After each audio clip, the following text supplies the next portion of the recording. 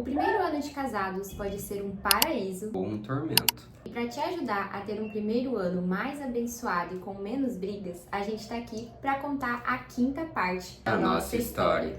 Oi gente, tudo bem com vocês? Sejam muito bem-vindos a mais um vídeo aqui do canal Dia a Dia na Palavra. Hoje estou aqui novamente com o Vini para trazer mais uma parte da nossa história e falar com vocês um pouquinho sobre relacionamento cristão. Se você caiu aqui de paraquedas e não viu os outros vídeos que a gente está produzindo para essa série, eu vou deixar o link aqui na descrição para que você tenha acesso aos outros episódios onde a gente contou como que a gente se conheceu, como foi nosso período de namoro, noivado, casamento, enfim.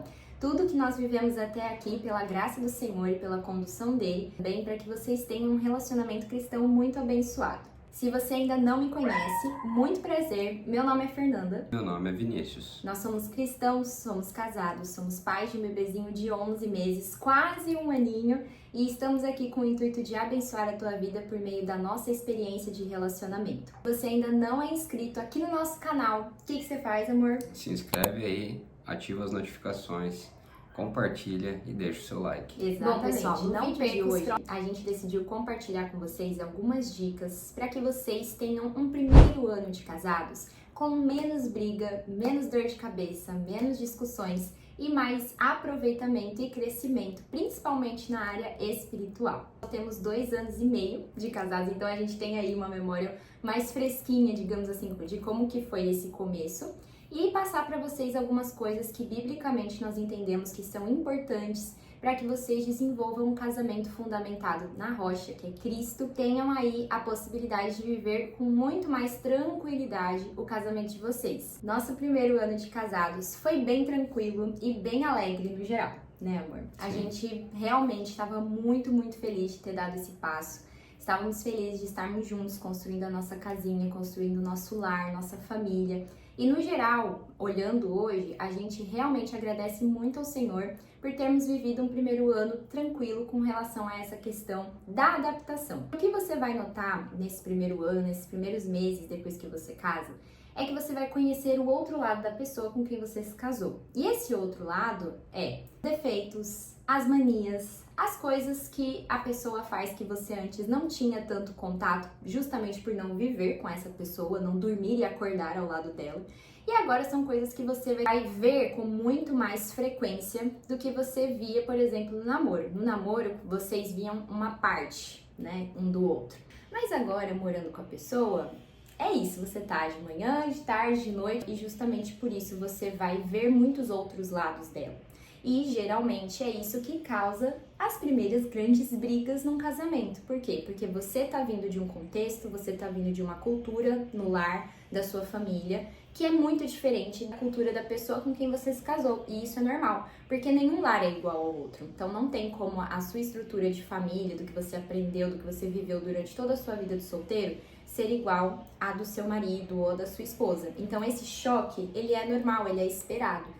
Só que como que você vai lidar com ele? Eis a questão que a gente vai tratar aqui nesse vídeo. No nosso caso, nós tínhamos essas diferenças, até porque nós fomos criados em estados diferentes, em ambientes extremamente diferentes. O Vini, ele veio de um contexto mais de chácara, de campo, e o estilo de vida dele era diferente do meu, uma pessoa que cresceu na cidade grande a vida inteira. Eu lembro até que tinha algumas expressões que o Vini usou durante o nosso casamento para se referir a mim ou a alguma situação que eu não entendia, que no meu contexto em São Paulo significava uma coisa, mas lá pro Paraná significava outra. E aí no primeiro momento eu falava assim, o que você quis dizer com isso, né, amor?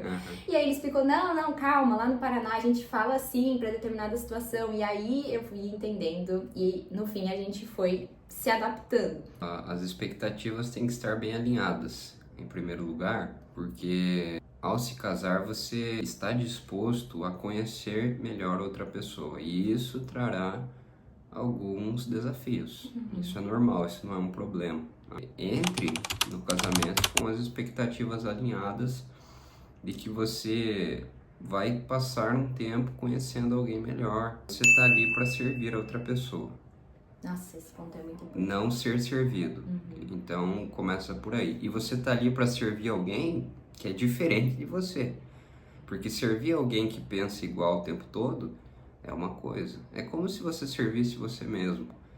mas servir alguém diferente, que veio com pensamentos diferentes. É claro que a base, se vocês são cristãos, a base é a mesma, mas nem por isso deixam de existir diferenças. As personalidades geralmente são muito diferentes, Exato. igual a nossa. A gente Sim. contou no vídeo pra vocês que eu tenho uma personalidade muito mais extrovertida, de falar, enfim, de expor muito mais os meus sentimentos e tal. E o Vini já é o oposto, ele é muito mais quieto, reservado na dele.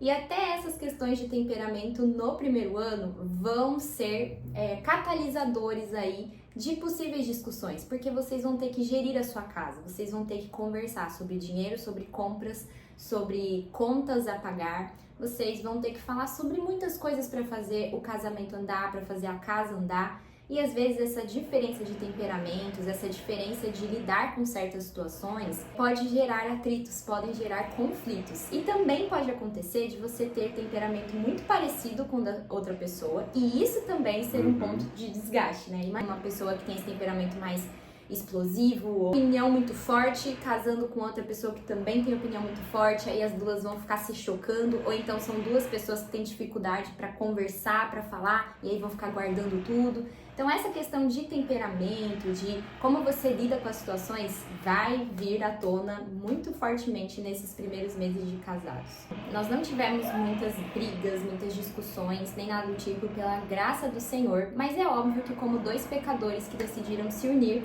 sempre existirão momentos em que você vai acabar muitas vezes perdendo a paciência com a outra pessoa, reclamando de alguma coisa que você vê que ela faz e que você não gosta, que nem necessariamente às vezes é um problema, é só uma diferença mesmo que você enxerga. E isso provoca algumas discussões. E quando isso acontecia no nosso caso, uma coisa que foi muito importante para nós foi lembrar de conversas que a gente tinha na época do namoro. E se você ainda não viu esse vídeo, clica depois para você ver como que a gente conduziu o nosso namoro nessa parte de conversas importantes que seriam muito valiosas para o nosso casamento. A gente lembrou de um ponto muito importante que nós conversávamos na época que nós éramos namorados, sobre a importância de nós sempre olharmos primeiro para nós, ao invés de apontar o dedo para o outro. E isso foi fundamental para que essas pequenas discussõezinhas que aconteciam às vezes no nosso dia a dia, em alguns momentos, se tornassem coisas maiores, que a gente não tratasse da maneira bíblica. Esse basicamente é um princípio fundamental para o casamento, porque muitos se casam com aquela ideia de que estão se casando para serem felizes. É óbvio que uma das consequências do casamento é que você será feliz, mas você será feliz na medida em que fizer o outro feliz, para servir o outro, para amar o outro. Esse é o modelo que nós encontramos na Escritura, de sacrifício. E nesta atitude, cultivando uma atitude assim, você será feliz, é uma consequência. Quando pessoas se casam para ser feliz e deixam de olhar para a necessidade de servir o outro, automaticamente elas não vão olhar para suas falhas, elas não vão buscar entender o que está errado com elas primeiro e sempre olharão para o outro. E aí começam os problemas, a falta de humildade, a falta de perdão. Abrir mão dos seus interesses para os interesses do próximo, afinal nós vemos isso na Escritura, Cristo fez isso pela igreja. E quando isso é ignorado, os problemas começam a acontecer e as discussões só aumentam. E as acusações, e o casamento já não passa mais a ser um ambiente agradável, seu lar já não passa mais a ser um lugar onde você quer estar todos os dias depois do seu trabalho. E é tudo o que Satanás quer. Ele quer destruir a família. É necessário ir para o casamento com isso bem alinhado. Por isso a importância de você conversar já no período de namoro ou noivado, se você já vai direto para o noivado. Você olhar primeiro para os seus pecados, para aquilo que você tem deixado de fazer pelo outro, antes de ficar só focando naquilo que o outro está fazendo, que você não concorda, que você acha que é errado. E com isso a gente não quer dizer que você precisa passar pano para pecados do seu cônjuge, não. Com certeza não é isso que a gente está querendo dizer. Até porque o casamento, ele é a principal forja com relação a isso de você ser purificado dos seus pecados, no sentido de que você tem uma pessoa do seu lado todos os dias que vai conhecer claramente onde você erra, onde você é fraco, onde você peca com mais constância, porque ela te vê todos os dias, ela te vê na sua fragilidade, te vê nos seus dias bons, ela te vê nos seus momentos de pecado, de ira, de tudo. E é essa pessoa que, no amor de Jesus, vai estar apta a acusar os seus pecados, mas não para te destruir, mas sim para te reerguer e para te... como é que é a palavra? Para te exortar biblicamente. Nós temos um cônjuge com compromisso com a palavra, com compromisso com Cristo, que quer nos ver mais parecidas com o Senhor. Ele está apto a apontar os nossos erros, e nós também temos que estar aptas a apontar biblicamente, não é coisa da nossa cabeça, né? A gente, porque você deixa a toalha molhada na cama e não sei o que. Não se trata só disso, se estar apto biblicamente a apontar esses pecados para poder cuidar de uma forma que você vai dizer como que a gente vai trabalhar juntos para que você pare de cair nesse erro, nesse pecado. O maior erro que a gente tem é ficar só apontando pro outro. Você não faz isso. Você faz assim e não assado. E essas pequenas rixas, essas rusguinhas que acabam acontecendo com muita facilidade, porque, que nem a gente falou, você vai percebendo o outro lado da pessoa com quem você se casou. Isso pode ser evitado quando você gasta mais tempo olhando para você mesmo e as coisas que você pode melhorar, que você pode crescer, que você tem que corrigir, porque nós sempre temos coisas a corrigir, do que gastar mais tempo focando o seu olho só naquilo que o outro não faz do jeito que você quer. Foi algo que nos resgatou de muitas situações, de muitas discussões que poderiam ter virado algo maior, mas que foram sanadas porque a gente lembrou desse princípio e tentou aplicar. É óbvio que é muito difícil na hora, é muito difícil na prática, muitas vezes ali na hora da ira, da raiva, da impaciência, você acaba falando sem pensar. Uma pausa rápida aqui no vídeo de hoje para trazer uma novidade para vocês aqui do canal Dia a Dia na Palavra e que tem tudo a ver com o assunto que a gente está discutindo aqui. Se você quer viver um casamento mais abençoado, cheio da presença do Senhor, fundamentado nos princípios da Palavra de Deus e que pode ser um grande testemunho para essa geração, nós temos um material que pode te ajudar com isso. O devocional Cantares para Nós foi escrito com muito carinho e muita dedicação para abençoar os casais que desejam viver relacionamentos cada vez mais frutíferos. Nesse material você vai encontrar 5 devocionais que trazem as principais lições do livro de Cântico dos Cânticos. Você vai ter sugestões de oração para fazer em conjunto com o seu cônjuge, desafios práticos para o seu dia a dia em casal, um espaço para anotações e um bônus especial no final para te ajudar a lembrar dessas preciosas lições que podem transformar o seu casamento. Se você quer ter acesso a esse material, eu vou deixar o link aqui na descrição desse vídeo. Ele é um e-book totalmente online que você pode ter acesso pelo seu celular, pelo computador, pelo tablet. Adquirindo seu exemplar, você não apenas tem acesso a um material que pode abençoar grandemente o seu relacionamento, como também contribui e fortalece o meu trabalho na produção de conteúdo e materiais cristãos. Então, clica no link para conhecer, compartilhe com outros casais da sua igreja, pessoas que você conhece. E agora, bora voltar pro vídeo. Comunicação é extremamente importante. Como a gente falou, como vocês são duas pessoas diferentes, que vieram de berços diferentes, culturas diferentes, de lares diferentes, vocês precisam conversar constantemente para alinhar o relacionamento de vocês e a condução da casa de vocês, né, amor? É muito importante que, se você tem uma expectativa com relação ao outro, por menor que seja na condução da casa, vou dar um exemplo. Se você espera que ele te ajude com as tarefas da casa, conversem sobre isso. Não fique esperando que o seu marido ou a sua esposa adivinhe o que você está esperando, o que você está pensando, porque ele não vai fazer isso. Precisa conversar. Então, por menor que seja essa expectativa, fale, deixe muito claro. Principalmente nós mulheres, às vezes a gente tem certas expectativas com relação aos nossos maridos, coisas que eles façam ou que eles não precisam fazer, mas a gente espera que eles saibam e abreiam a nossa mente e comecem a fazer. Fala de uma vez. Seja direta, fale exatamente aquilo que você tem de expectativa, e homens também falem para suas esposas aquilo que vocês têm de expectativas com relação ao que elas façam ou que elas tenham que deixar de fazer. E tenham a comunicação também para ajustar coisas que desagradam vocês, porque às vezes existem momentos em que o nosso jeito, a nossa forma de lidar com as coisas, vocês precisam usar da comunicação para serem sinceros um com o outro com relação a isso. O outro tem que aprender muito também a ouvir, porque comunicação não se trata apenas de falar, se trata também, e mais do que tudo, de saber escutar. Temos que estabelecer esse princípio da comunicação em que um fala com o coração aberto, com sinceridade e sabedoria, não adianta só jogar palavras ao vento, ou então só palavras de julgamento, de crítica, sem nenhuma intenção de construir alguma coisa, só destruir. Isso não é comunicação. O outro, que é ouvir, saber escutar, saber parar, desarmar, né, amor? Desarmar, ouvir desarmado, para assim vocês construírem uma ponte, construírem algo bom, benéfico, que vai fazer o casamento de vocês progredir. Primeiro, comunicação. Segundo, humildade, irmãos. Você precisa exercer humildade. Você precisa saber reconhecer seus erros quando o seu cônjuge apontá-los, porque é uma construção, como nós temos falado. Se um cônjuge se importa em viver biblicamente e servir o outro, quando ele corrigir o outro, esse que está sendo corrigido entenderá que é uma correção bíblica em amor, e então esse que está sendo corrigido precisa ter a humildade de entender que ele está errado, de que a correção do outro é pertinente, e ele precisa ter a humildade para ouvir, para aprender, para reconhecer o seu pecado. A questão da humildade está muito ligada à sabedoria. O sábio ouve a repreensão, ouve a correção em amor.